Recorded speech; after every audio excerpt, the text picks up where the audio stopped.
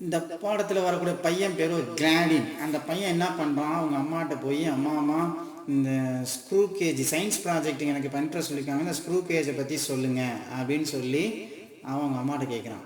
அவங்க அம்மா உடனே என்ன சொன்னாங்க, என்னப்பா இன்டர்நெட்டில் பார்த்துக்க, இன்டர்நெட்டில் பாரு, நம்மளுக்கு வந்து நிறையா இன்டர்நெட் மூலமாக நிறையா கிடைக்கும் இன்ஃபர்மேஷனு அப்படின்னு சொல்லி அவங்க அம்மா தெரிஞ்சு சொல்லியிருக்கலாம், அவங்களுக்கு தெரியலேன்னு கூட சொல்லலாம். ஆனால் இன்டர்நெட்டில் பாரு அப்படின்னு சொல்லி அவங்க அம்மா வந்து அவன்கிட்ட சொல்கிறாங்க. உடனே நெட்டில் வந்து ப்ரௌஸ் பண்ணி பார்த்துட்ருக்கான். பாருங்கள், ஸ்க்ரூ கேஜ்னு கொடுத்துருக்கலாம். அந்த ஸ்க்ரூ கேஜ் பற்றி தான் அவன் கேட்குறான். இன்டர்நெட்டில் ப்ரௌஸ் பண்ணுறாங்க. நீங்கள் மாதிரி பண்ணீங்க நிறையா ஒரு இன்ஃபர்மேஷன் வேணுன்னா நீங்கள் உடனே என்ன பண்ணுற, நெட்டில் போய் ப்ரௌஸ் பண்ணி பார்த்தா கிடைக்குதா இல்லையா? கிடைக்கும். இப்போ ட்ரெயின் எங்கே போகுது, எவ்வளோ எந்த நேரத்தில் வருது அப்படின்லாம் பார்க்குறோம்ல, அது மாதிரி தான்.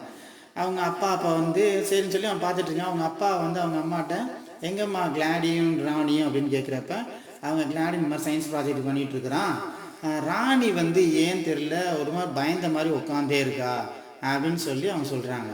உடனே அவர் கேட்குறாரு, ஏன் அப்படி இருக்கிறா, எதுவும் ஆன்லைன் ஃப்ரெண்ட்ஸுங்க எதுவும் சொல்லிட்டாங்களா அப்படின்னு சொன்ன மாதிரி அவர் கேட்குறாரு. உடனே அவங்க அம்மா வந்து உடனே ஆன்லைன், அப்போ ஆன்லைன் ப்ரெடேட்டரை பற்றி சொல்கிறீங்களா அப்படின்னா, ஆன்லைனில் வந்து நம்மளுக்கு பிடிக்காதவங்க, நம்மளை பயமுறுத்துறவங்க, நம்மளை ஏதாவது தப்பாக பேசுகிறவங்க, அவங்களுக்கு பேர் தான் ஆன்லைன் ப்ரெடேட்டர்னு பேர். அப்படியான்னு சொன்னோடனே அவங்க அப்பா கூப்பிட்டு அவங்க ராணியை கூப்பிட்றாரு. என்னம்மா ஏம்மா பயந்தாமா இருக்க, என்ன பிரச்சனை, யார் எதுவும் சொன்னாங்களா அப்படின்னு சொன்னப்போ அவர் வந்து சொல்கிறா, இது மாதிரி ஒருத்தன் வந்து இப்போ அவங்க பேசிகிட்டு இருந்தான், இப்போ தப்பான வார்த்தைகள்லாம் பேச ஆரம்பிச்சிட்டான் அப்படின்னு சொல்லி அவர் சொல்கிறா.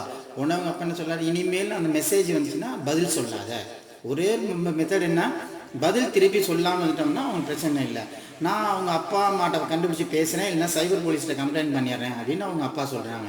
உடனே அவங்க அம்மா சொன்னாங்க, பிள்ளைங்களுக்கு எப்படி நல்லபடியாக யூஸ் பண்ணணும்னு சொல்லி கொடுங்க அப்படின்னு சொல்லி அவங்க அம்மா சொல்கிறாங்க.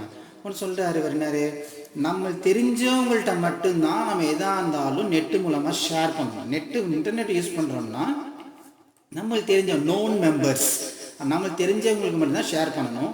சேட் பண்ணுறாந்தா என்ன செய்யணும், நம்ம கிளாஸ்மேட்ஸு, ஃப்ரெண்ட்ஸு, ஃபேமிலி மெம்பர்ஸ் இவங்களோட மட்டும்தான் சேட் பண்ணணும் அப்படின்னு சொல்லி அட்வைஸ் பண்ணுறாரு. அடுத்தது என்ன சொல்கிறேன்னா, பர்சனல் டீட்டெயில்ஸ் நம்ம வந்து ப்ரைவேட்டாக வச்சுக்கலாம்.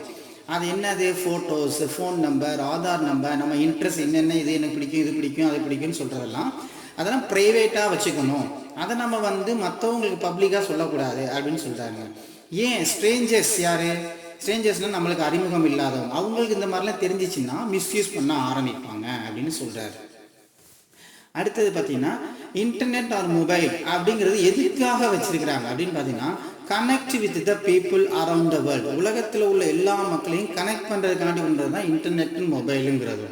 அந்த இன்டர்நெட் மொபைலை யூஸ் பண்ணி நம்ம என்ன பண்ண முடியும், மூவிஸ் பார்க்க முடியும், மியூசிக் கேட்க முடியும், கேம்ஸ் விளையாட முடியும், நல்ல கேம்ஸாக விளையாட முடியும் அப்படிங்கிறது.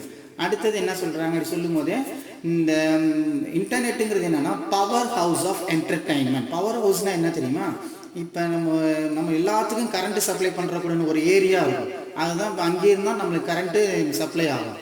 அந்த அளவுக்கு பவர் ஹவுஸ் அது.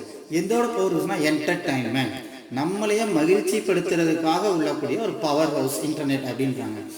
இந்த பவர் ஹவுஸ் என்டர்டெயின்மெண்ட்டுக்கு நம்ம அடிக்ட் ஆகிட்டோம்னா என்ன ஆகும், அடிக்ட் ஆகுறதுன்னா அது அடிமையாகிட்டால், இந்த இன்டர்நெட்டுக்கோ மொபைல் ஃபோனுக்கோ நம்ம அடிமையாகிவிட்டால் என்ன நடக்கும் அப்படிங்கிறத அவங்க அப்பா சொல்கிறாரு.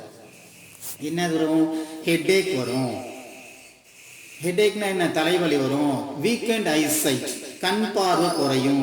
சோசியல் ஐசோலேஷன், சோசியல் ஐசோலேஷன் என்ன, நம்ம வந்து தனிமைப்படுத்தப்படுவோம். பார்த்தீங்கன்னா இப்போ ஃபோனை வச்சுக்கிட்டே யார்ட்டையும் பேசாமல் எந்த வேலையும் செய்யாமல் நம்ம பாட்டுக்கு ரூமுக்குள்ள உட்காந்து பார்த்துக்கிட்டே இருக்கலாம், அதான் சோசியல் ஐசோலேஷன். அக்ரெசிவ் பிஹேவியர், நம்மளுக்கு வந்து ஒரு கோவப்படுற குணமும் சண்டை போடுற குணமும் வளரும். பார்த்தீங்கன்னா இப்போ என்ன ஃபோனை பார்த்துட்டு இருக்கே, அந்த வேலை செய்யலையா அப்படின்னு கேட்டவொன்னே என்ன செய்வேன், நீ திருப்பி கோவப்பட்டு பேசுவேன், அந்த அக்ரெசிவ் பிஹேவியர் வர்றது. ஃபைனான்ஷியல் ப்ராப்ளம், ஸ்லீப் டிஸார்டர்ஸ், தூக்கம் கெடுறது, டிப்ரெஷன். உன்ட்ட ஃபோனை கொடுத்துட்டா நைட்டு 10 மணி 12 மணி வரைக்கும் பார்த்துக்கிட்டே தான் இருப்பேன், அதான் ஸ்லீப் டிஸார்டர்ஸ்.